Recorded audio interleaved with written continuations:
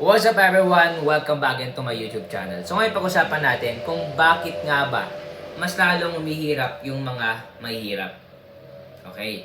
So bago tayo magsimula sa ating vlog, kung bago ka lang sa aking YouTube channel, please subscribe, click notification bell para updated po tayo sa ating mga bagong vlog na i-upload in the future. At the same time, kapag na-reach po natin yung 100 subscriber, God's willing, ay magpapag-giveaway po tayo after this year, 2025. Alright, balik po tayo sa ating topic. Bakit nga ba mas lalong humihirap yung mga mahihirap? Number 1, nasa Bible doon na hindi pwedeng kumain yung tamad.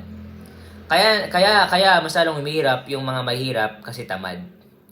At gusto nila is yung mga masarap lang. The lust of the flesh, the lust of the eyes, and the pride of life. Yung flesh natin napapasarap. Kaya naging mahirap, naging tamad, tulog ng tulog, at hindi na kumikilos. Kaya mahirap yung mga mahihirap, mas lalong humihirap. Pwedeng lack of money, lack of wisdom, lack of resources.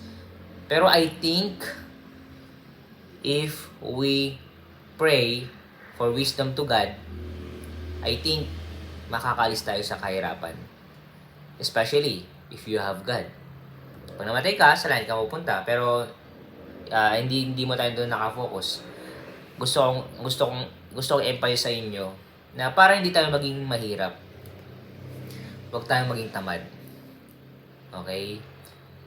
Kung pinagkatiwala ka sa maliit, pagkakatiwala ka sa malaki. Kung ano yung talent na binigay sa'yo ng Panginoon, gamitin mo yan. Kumilos ka. Sabi nga ng isang mayaman, yung may-ari ng Andox, kumilos ka na ngayon. Huwag nang ipagbukas. Hindi bukas na. Ngayon na mismo tayong magsimula ng negosyo. If you want to be rich, you need God. If you want to be rich, kailangan mong kumilos. Tiwala sa Panginoon.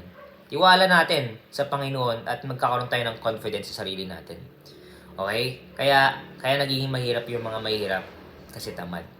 Alright, bago tayo matapos sa ating vlog, kung gusto pong bumili sa aking libro, Negosyo Reality, click nyo lang po yung Facebook page official link namin dyan sa description. Message lang po ako and ingat-ingat po tayong lahat. God bless.